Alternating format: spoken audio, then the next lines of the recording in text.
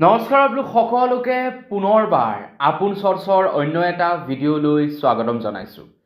জিঅ' সিম card যিসকলে ব্যৱহাৰ কৰে তেওঁলোকৰ কাৰণে জিঅ'য়ে দুটাকৈ নতুন প্লেন মুকলি কৰিছে। মানে দুটাকৈ ৰিচাৰ্জ প্লেন মুকলি কৰিছে জিঅ' সিম কাৰ্ড ব্যৱহাৰকাৰীসকলৰ কাৰণে। তো আপোনালোকেও যদি জিঅ' সিম কাৰ্ড ব্যৱহাৰ কৰে তেন্তে আপোনালোকৰ কাৰণে মুকলি কৰা নতুন জিঅ' ৰিচাৰ্জ প্লেন দুটানো কি সেই সম্পৰ্কত আজিৰ এই ভিডিঅ'টোত মই আপোনালোকক জনাম। কিমান কি ডাটা পাব কি নাপাব সকলোবিলাকৰ বিষয়ে আজিৰ এই ভিডিঅ'টোত আপোনালোকক জনাম। আৰু জিঅ'য়ে এই ৰিচাৰ্জ প্লেন দুটা সেইসকল লোকৰ কাৰণে মুকলি কৰিছে যিসকল লোকে নেকি একেলগতে 300-400 টকা এটা ৰিচাৰ্জ কৰিব নোৱাৰে, কিন্তু তেওঁলোকক ডেইলি ডাটাৰ প্ৰয়োজন হয়। তো সেইসকল লোকৰ কাৰণে জিঅ'য়ে এই ৰিচাৰ্জ প্লেন দুটা মুকলি কৰিছে। তো এই ৰিচাৰ্জ প্লেন দুটা দাম কম, কিন্তু আপোনালোকে বেনিফিট পাব বেছি।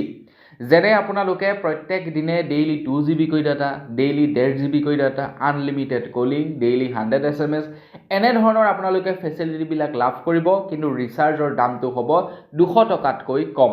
তো বন্ধু বান্ধৱীসকল, এই ৰিচাৰ্জ প্লেন দুটা আপোনালোকে মানে কোন লোকে লাভ কৰিব, কি নকৰিব সকলোবিলাক আপোনালোকক আজিৰ এই ভিডিঅ'টোত জনাম। লগতে আৰু কি ফেচিলিটি লাভ কৰিব সেই সম্পৰ্কটো জনাম। তো ভিডিঅ'টো প্ৰথমৰ পৰা শেষলৈকে চাই থাকিব। মই শ্ৰীপাঞ্জি গগৈ, আপোনালোকে চাই আছে আপোন চৰ্চ। আহক আৰম্ভ কৰোঁ আজিৰ ভিডিঅ'। আগবাঢ়িছোঁ আজিৰ খবৰটোৰ ফালে। খবৰটো দিয়াৰ আগতে আপোনালোক সকলোকে সৰুকৈ এটা অনুৰোধ, যদি খবৰকেইটা চাই ভাল পায় তেন্তে লাইক এটা কৰিবলৈ কিন্তু নাপাহৰিব। আৰু চেনেলটো যদি এতিয়ালৈকে ছাবস্ক্ৰাইব কৰা নাই তেন্তে চেনেলটো ছাবস্ক্ৰাইব কৰি ল'ব, যাতে এনেধৰণৰ খবৰবিলাক আপোনালোকে এই চেনেলটোত চাই থাকিবলৈ পায়। এতিয়া জিঅ'ৰ বহু পৰিমাণে গ্ৰাহক আছে। জিঅ' হৈছে বৰ্তমান সময়ত আমাৰ ভাৰতবৰ্ষৰ নাম্বাৰ 1 লাৰ্জেষ্ট টেলিকম কোম্পানী। জিঅ'ৰ আটাইতকৈ বেছি সিম কাৰ্ড ইউজাৰ্ছ আছে। জিঅ'ৰ এনেকুৱাও বহুতো মানুহ আছে যিবিলাকে নেকি কেৱল জিঅ' সিম কাৰ্ডখন ফোন কৰিবৰ কাৰণে ব্যৱহাৰ কৰে। আকৌ এনেকুৱাও কিছুমান মানুহ আছে যিবিলাকে নেকি দৈনিক 4 GB 5 GB ডাটা ব্যৱহাৰ কৰে জিঅ' সিম কাৰ্ড ব্যৱহাৰ কৰা। ঠিক তেনেকৈ বাকী টেলিকম কোম্পানীবিলাকতো ঠিক একেই আছে। আৰু এনেকুৱা কিছুমান মানুহ আছে যিবিলাক মানুহে নেকি প্ৰত্যেক মাহে যি 400-500 টকীয়া ৰিচাৰ্জ ভৰাব লাগে, সেই ৰিচাৰ্জ কৰিবৰ কাৰণে পইচা একেলগতে যোগাৰ কৰিব নোৱাৰে, যাৰ কাৰণে বহুদিন ধৰি জিঅ' সিম কাৰ্ডবিলাক ৰিচাৰ্জ নকৰাকৈ থৈ দিয়ে। ইয়াৰ ফলত জিঅ' কোম্পানীৰে লোকচান হয়। জিঅ'ৰ যেনিবা ছাবস্ক্ৰাইবাৰ্ছ ঢেৰ আছে, ধৰি লওক জিঅ'ৰ সিম কাৰ্ড ব্যৱহাৰ কৰা যেনিবা মানুহ ঢেৰ আছে, কিন্তু তেওঁলোকে যদি ৰিচাৰ্জ নকৰে তেতিয়া জিঅ' কোম্পানীৰ লোকচান। সেইবাবে জিঅ'য়ে কি কৰিছে যে আপোনালোকে যাতে কম টকাতে আপোনালোকৰ প্ৰয়োজনীয় ডাটাসমূহ লাভ কৰি থাকে আৰু আপোনালোকে ৰিচাৰ্জ কৰিবৰ কাৰণে যাতে কোনো ধৰণৰ হেমাহি কৰিব লগা নহয়, আপোনালোকে কম টকাতে যাতে সকলোবিলাক ফেচিলিটি লাভ কৰে, তাৰ কাৰণে এই ৰিচাৰ্জ প্লেন দুটা মুকলি কৰিছে। গতিকে সেই ৰিচাৰ্জ প্লেন দুটাৰ বিষয়তে আজি আপোনালোকক জনাম। জিঅ'ৰ প্ৰথমকৈ নতুনকৈ মুকলি হোৱা ৰিচাৰ্জ প্লেনটো হ'ল 199 ৰুপিছৰ, মানে 199 টকাৰ প্ৰথমটো ৰিচাৰ্জ প্লেন, য'ত নেকি আপোনালোকে ডেইলি 1.5 GB কৈ ডাটা লাভ কৰিব, ডেইলি 100 SMS, আনলিমিটেড কলিং লাভ কৰিব, আৰু লগতে আপোনালোকে জিঅ' টিভি আৰু জিঅ' AI ক্লাউডৰ ছাবস্ক্ৰিপশ্যন লাভ কৰিব বুলি জনাইছে। আৰু লগতে আপোনালোকে 64 kbps আনলিমিটেড 5G ডাটাও লাভ কৰিব। যদি আপোনালোকৰ দৈনিক এই 1.5 GB ডাটাটো শেষ হৈ যায়, 1.5 GB ডাটাটো শেষ হোৱাৰ পাছত আপোনালোকে দৈনিক আনলিমিটেড ডাটা 5G ব্যৱহাৰ কৰিব পাৰিব। কিন্তু তাৰ কাৰণে আপোনালোকৰ মোবাইল ফোনটো হ'ব লাগিব 5G, আৰু লগতে আপোনালোকে প্ৰপাৰ 5G নেটৱৰ্ক এৰিয়াত থাকিব লাগিব। তেতিয়া 1.5 GB ডাটা শেষ হৈ যোৱাৰ পাছত আপোনালোকে লাভ কৰিব দৈনিক আনলিমিটেড 5G ডাটা, যিসকলে জিঅ' সিম কাৰ্ড ব্যৱহাৰ কৰে। তো তাৰ কাৰণে ক'লোৱে আপোনালোকে প্ৰপাৰ 5G নেটৱৰ্ক এৰিয়াত থাকিব লাগিব, আৰু লগতে আপোনালোকে 5G হেণ্ডছেট ব্যৱহাৰ কৰিব লাগিব, তেতিয়াহে আপোনালোকে আনলিমিটেড 5G ডাটা ব্যৱহাৰ কৰিব পাৰিব। এতিয়া ভেলিডিটি হ'ব মাত্ৰ 18 দিনৰ কাৰণে, মানে এমাহৰ কাৰণে বা 28 দিনৰ ভেলিডিটি নহয়, মাত্ৰ 18 দিনৰহে ভেলিডিটি লাভ কৰিব 199ত, য'ত আনলিমিটেড কলিং, ডেইলি 100 SMS আৰু ডেইলি 1.5 GB কৈ ডাটা আপোনালোকে লাভ কৰিব। জিঅ' AI ক্লাউডৰ আপোনালোকে ছাবস্ক্ৰিপশ্যন পাব, জিঅ' টিভিৰ আপোনালোকে ছাবস্ক্ৰিপশ্যন লাভ কৰিব, যদিহে আপোনালোকে 199ৰ ৰিচাৰ্জ প্লেনটো আপোনালোকৰ মোবাইলত নতুনকৈ ৰিচাৰ্জ কৰে। ইয়াৰ পাছৰ ৰিচাৰ্জ প্লেনটো হৈছে 198, যিটো ট্ৰুলি আনলিমিটেড 5G বুলি কৈছে, য'ত আপোনালোকে ডেইলি 2 GB কৈ ডাটা লাভ কৰিব, ডেইলি 100 SMS আনলিমিটেড কলি, আৰু লগতে ট্ৰুলি আনলিমিটেড আপোনালোকে 5G ডাটা লাভ কৰিব। লগতে আপোনালোকে লাভ কৰিব জিঅ' টিভি, জিঅ' AI ক্লাউডৰ ছাবস্ক্ৰিপশ্যন 198 ৰুপিছৰ। ইয়াতে এটা কথা আছে, ট্ৰুলি আনলিমিটেড আৰু আনলিমিটেড দুটা বস্তু জিঅ'ৰ। এটা হ'ল ট্ৰুলি আনলিমিটেড, মানে য'ত কোনো ধৰণৰ লিমিট নাই।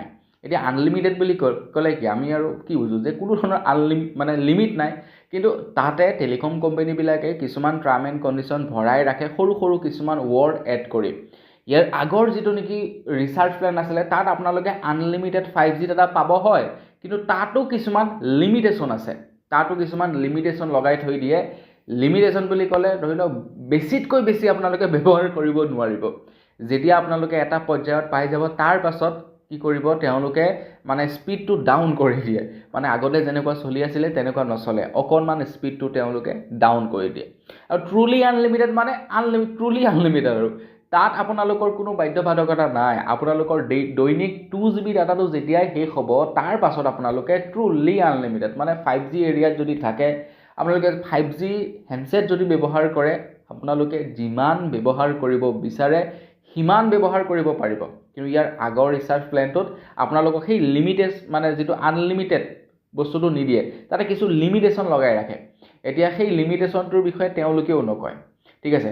তেওঁলোকে কিছু চলোৱাৰ পাছত আপোনালোকক কি কৰিব, নেটৱৰ্কটো শ্ল' ডাউন কৰি দিব, মানে তেওঁলোকৰ সেই আৰু কৰে আৰু এলগৰিথমৰ মতে তেওঁলোকে সেই বস্তুটো কৰি থাকে। আৰু ট্ৰুলি আনলিমিটেডটো আনলিমিটেড, তাত আৰু কোনো ধৰণৰ বাধ্যবাধকতা নাই। 64 kbps আপোনালোকে স্পীড লাভ কৰিব বুলি জনাইছে। যিসকলে ব্ৰডবেণ্ড কানেকশ্যন ব্যৱহাৰ কৰে তেওঁলোকৰ কাৰণে 64 kbps বৰ বেছি স্পীড নহয়, কিন্তু যিসকলে নৰ্মেল ইউজ কৰে, যিসকলে ব্ৰডবেণ্ড ইউজ নকৰে তেওঁলোকৰ কাৰণে 64 kbps যথেষ্ট পৰিমাণৰ স্পীড, যথেষ্ট স্পীড।